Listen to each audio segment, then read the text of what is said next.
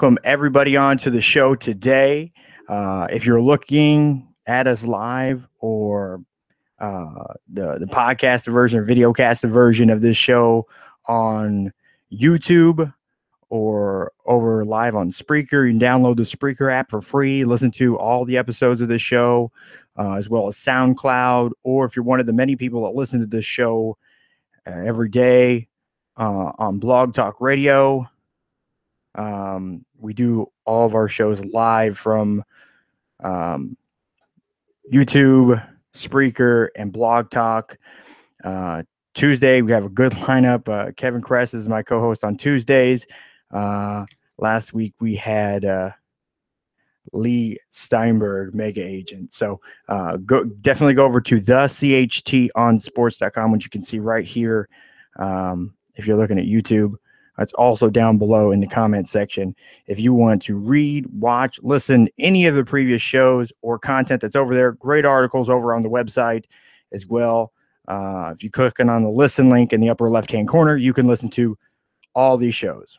All the shows of To the Half with myself, Matthew Long, and the Cold Hard Truth on Sports, which is Tuesday, Wednesday, CMT Firestorm. We are...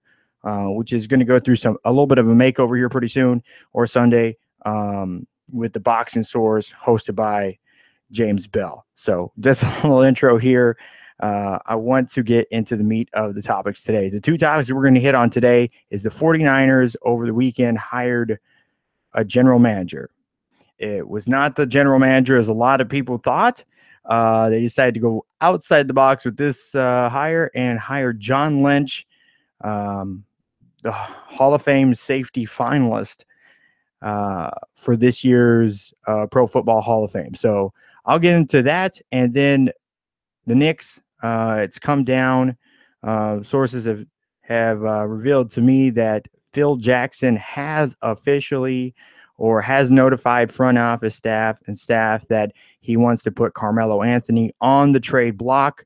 As we know, there's been rumors going around of a trade, and which I talked about last week on this show. Carmelo to the Cavaliers, which didn't work out, and then some rumors about him potentially going to the Clippers. So we'll get into that in the show today as well. All right, first nature of business. When you're hiring people, and again, I've been in the capacity, obviously not to hire somebody at this pay grade, but hiring managers, people that run a company, being in that position before, there's a lot of different things that you look for in a potential candidate. Depending on the industry, depending on what you're looking for is in culture, what you're looking for in overall in fulfilling your business and the position that you are trying to fill. The crazy thing is a lot of companies have this mold or have this idea of what this person is supposed to be. You look at the degree. What degree do they have? You look at the person's experience. Well, how often have they done this? Who have they worked for before? What has their success been doing this job or a similar job in the past? Those are kind of general rules of engagement when you look at any sort of a position. But I learned along the way when you're evaluating talent and people, although somebody may not have the experience doing that job specifically, or something where it's really what you deem to be, air quotes, related, sometimes the best person for the job may be somebody that doesn't fit the mold at all. There's been many times, like for example, hiring somebody that does pest control. We'll use pest control, something straight up position that no high school or high school diploma, no experience really needed. But who you want to look for. Usually you go, oh, you look for your competitors. Who did my competitors hire? See if I can hire them away or hire the guys that didn't really work out. Make some phone calls within the industry. There's a lot of guys. You'd be surprised who might refer you to someone. Hey, this guy, sorry, he just couldn't pass the background for our MVR, for the motor vehicle report side for our insurance because we're at a higher risk. We're a smaller company, but you're a bigger company. He's a good employee. I'd like to see him, in the industry having work. So here, call John. John would be a good fit. He just couldn't work with our company because of our ridiculous standards for insurance. Simple. But something like that. But a lot of times companies don't start to think, or they'll just say, look at, who's had work experience before. Oh, they've worked at a job. What do they do? Well, with the work experience thing, a lot of people will look in the industry. Well, what have you done in the industry? Oh, you were a salesperson in the industry, so let's make you a technician. You're somebody that sat in a cubicle, taking orders all day, who wants to set up service.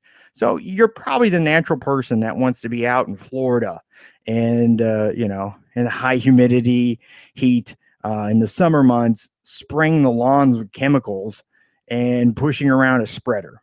That sounds like a great fit. Sometimes those guys are. And sometimes those guys are the best salespeople as technicians. So they'll get a lot of commissions and increase the size of the routes and the campaigns and stuff that the companies are going on. So that could be a definite plus. But a lot of times what they don't look at is, okay, what do they do all day? They're driving. They're standing for long hours, doing repetitive work, engaging with customers. Okay, so those are 4 basic traits of what this person does on a daily basis. Well, who else does that? Painters, tilers, handymen, roofers, other people along those lines. So now, instead of looking for the perfect fit for the mold, you're looking for traits that describe what you need. You're looking for those basic essentials, those basic skills. And too often, and I'm just looking right here at the camera, too often people set this standard or this mold of what something has to look like.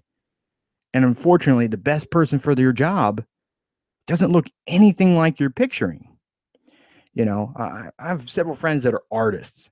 So you'll ask them to do something and maybe you had this idea, but what came out is so much better than anything you could picture. So why harness a potential for your candidates? Why cut them off at the knees before they've even walked in the door? And look for those basic things. What do you need them? What are they used to doing? Stuff like that. So now those basic skills. You're not going to have to worry about them quitting quick because they can't stand driving, standing for long hours, doing repetitive work, or dealing with customers. Now those things are stuff that they've done. So when we look at, and I've seen a ton of criticism. I have more research and stuff I'm doing for my article on it. But so many people were being so critical of the San Francisco 49ers hiring John Lynch, a guy with no front office experience. He's never ran a franchise, never done any of the particular work, that mold that they're looking for a general manager to fit into. But I can tell you what, he had a 15-year NFL career. Before that, 3 years at Stanford. He was a dual athlete at Stanford. He was on the team, it was in 1991 when they went to the College World Series. He's a high IQ guy. Again, former quarterback. Yes, he converted over to a safety once he went to Stanford. Again, Stanford alum. To be there and to qualify academically is not something you want to diminish from somebody, So So it's good lineage there. He's been around the league. He's worked with good general managers. He's worked with a lot of good coaches. Up until recently, he's been an analyst for the NFL on Fox. Now, is this normally the person that, that teams are going to haul in or are going to look for or really dial up in response to hiring? No. No, they're going to look at, like the Panthers assistant general manager, Brian Bean, who, again, interviewed for the job. And again, that was reported by NFL on Fox. They would look at guys like, assistant GM George Patton from the Minnesota Vikings, also interviewed for the job. The VP of football operations, Jimmy Ray the third, again, who interviewing for the job. And his son is a former offensive coordinator for the 49ers as well. Adam Schefter reported that that the 49ers they interviewed Louis Riddick from New York. He's an ESPN analyst. Again, now it's kind of going back in that way, but again, experience in the field. Elliot Wolf interviewed for the position. Green Bay didn't give him permission, but I mean the reports were he did anyway. Their Packers director of college scouting, Brian. I'm gonna murder this one. Gutenich, Gutekunst.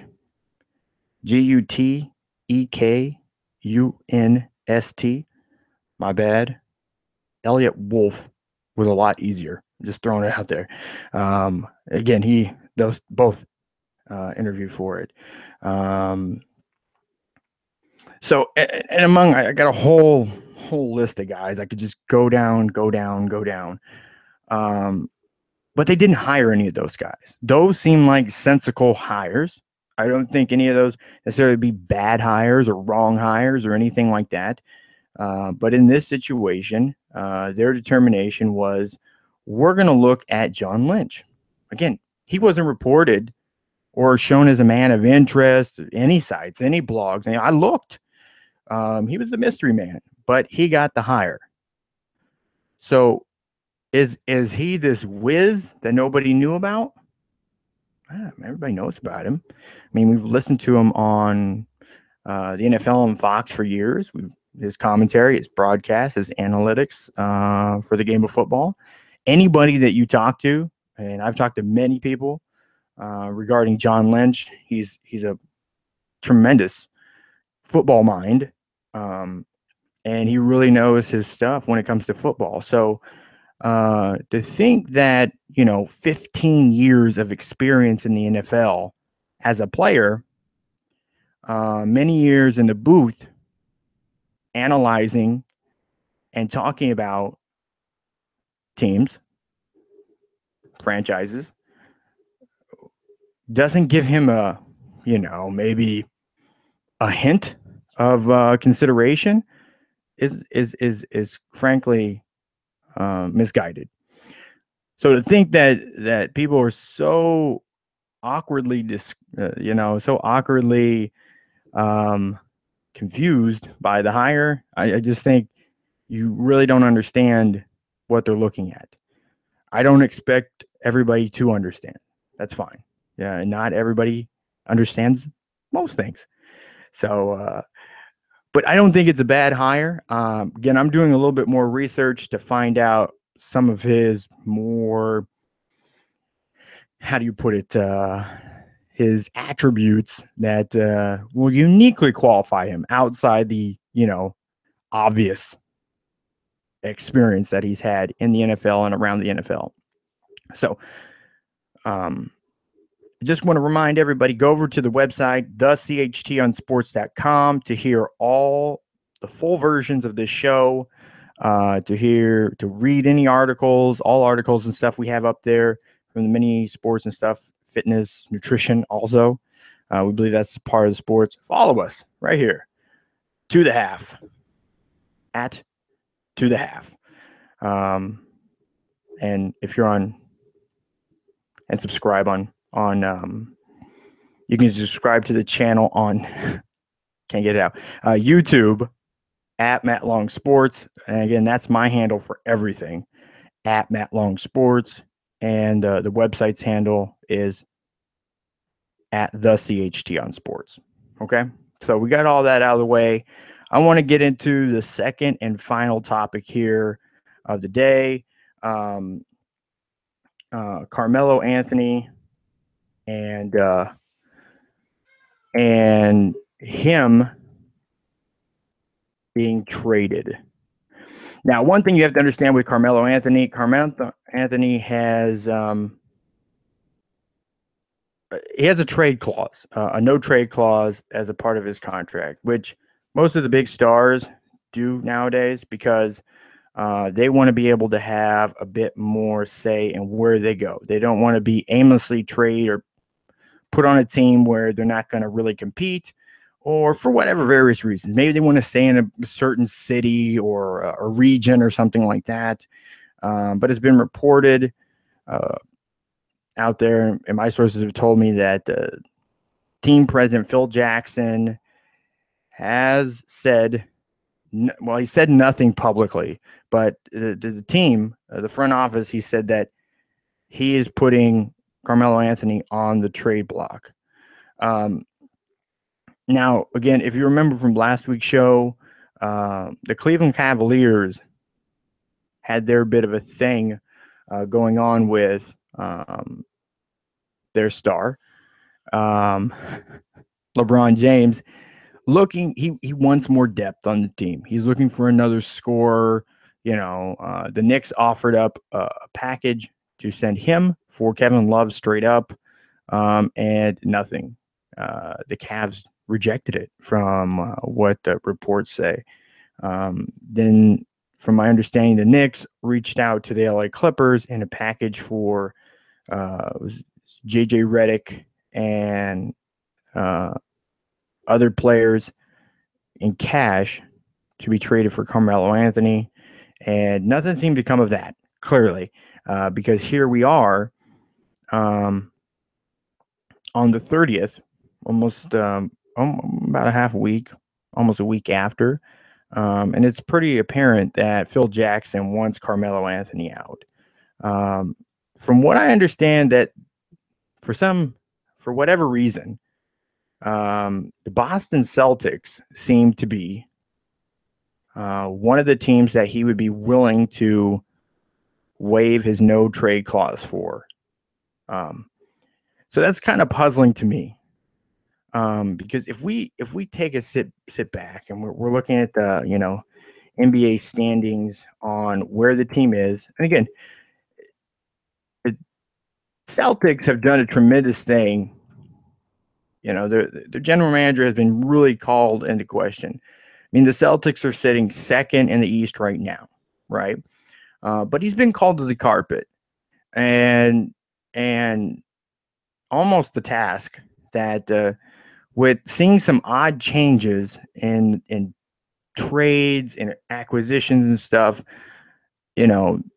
Boston fans have been up and down. They're up and down anyways, but they were kind of up and down on what they were getting out of him. They got a great 5 years out of the big three in Kevin Garnett, Ray Allen, and Paul Pierce. So they got a lot out of that.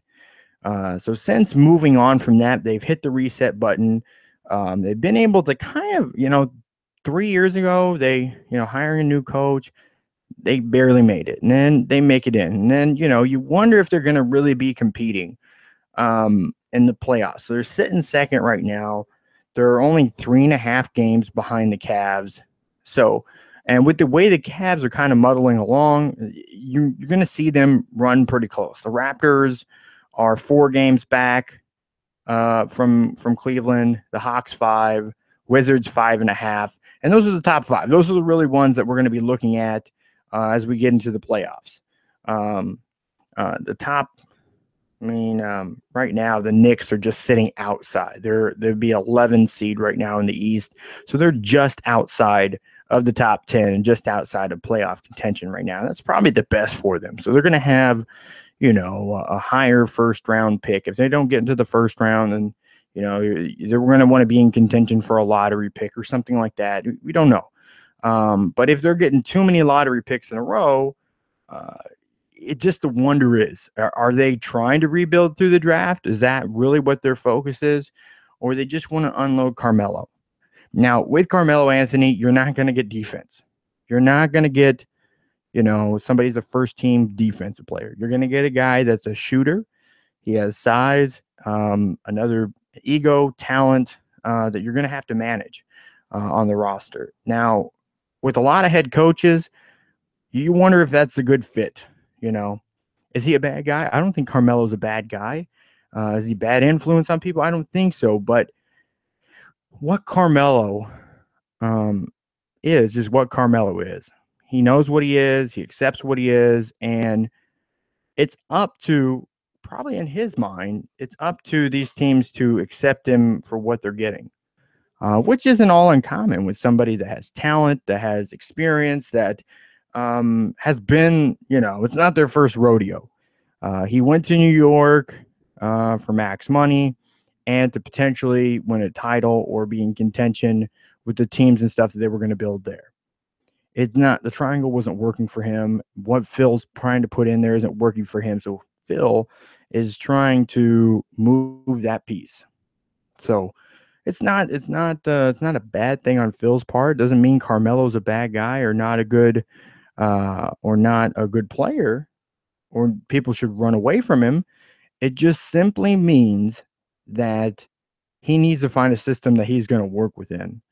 And that system's going to have to work more around him and use him how he wants to be used. So that's a tougher fit. Plus you have to absorb a max contract. That's the other thing too. So with the Celtics being second in the East, that's probably his train of thought. They're second in the East. There's a lot of potential talent there. But what pieces would the Celtics have to give up to go to get him? The Cavs, we already know that they've decided they didn't want to give up Kevin Love. But we'll see how things develop here as we get closer to the trade deadline and the All-Star game for the NBA. So we'll be keeping an eye on that, and I'll give you some more on that. As far as the league goes, I wanted to get into what we're looking at.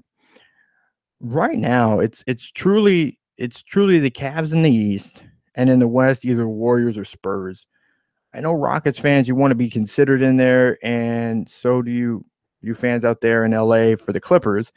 I know you really want to be considered in there. Again, 7.5 back for the Rockets, 11 back for the Clippers.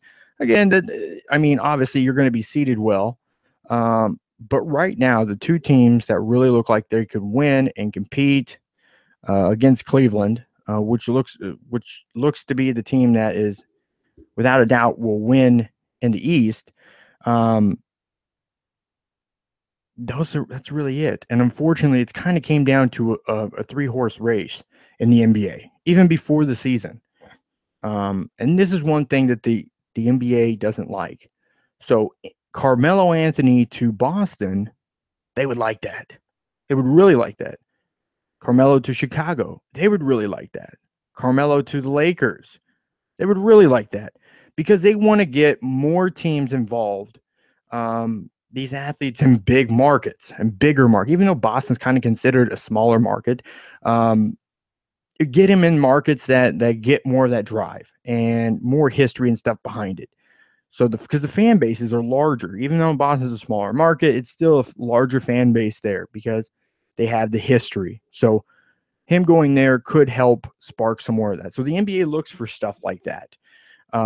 They need to do something to create more parity in the sport. Just for the simple fact that without that parity, you're going to lose some viewership. Some fan bases are tuning out. Lakers fans, they're fine. They've had dynasties. They have a brand. They're not shaking the brand. They're bad for a few years. That's fine. Who cares? And between the time before the time that Kobe and Shaq came in, they were pretty mediocre then too. So look at the Yankees. Are we saying the Yankees are a bad baseball team because they haven't been in the World Series in, what has it been, 6 years, 8 years? It's been a minute. It's been a minute. So no, we're not. We're going to look at them. Hey, what are they going to do this season?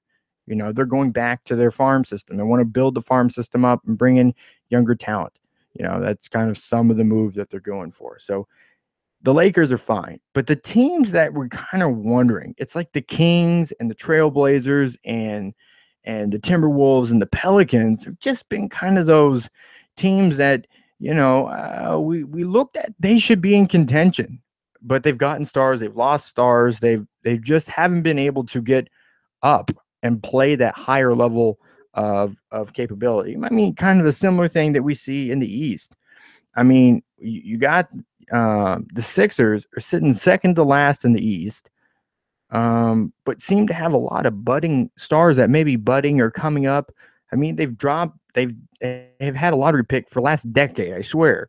And the Nets are another team that's been up there, has been kind of wobbling between the playoffs and the bottom, and they just really haven't performed either.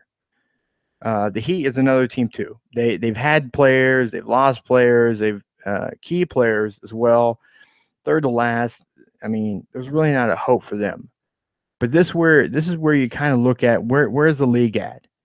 The Pacers, the Bulls, the Hornets, the Bucks, Pistons. Those are the final 5 teams to make the East, and there's not a single guy on those rosters, or 2 guys rather. Put it 2 guys on those rosters that you're like, any team would be fighting for them. There's really not. And without that star power, you could see in the NBA, you have to have more stars. You have to have a star or 2 in the NBA to really make things go, and a bench. So my question is, what is the league going to do to create more parity in the sport? So that's the big thing for me looking at it. Carmelo, I think he'll be a good fit for a lot of teams if they use him the right way, but a lot of teams aren't going to work for him. But that's all we got for today. Be sure to tune in tomorrow at To The Half. Follow us on social media at To The Half. You can follow me at Matt Long Sports, and check out the website, thechtonsports.com. That's all for me today. I'm out.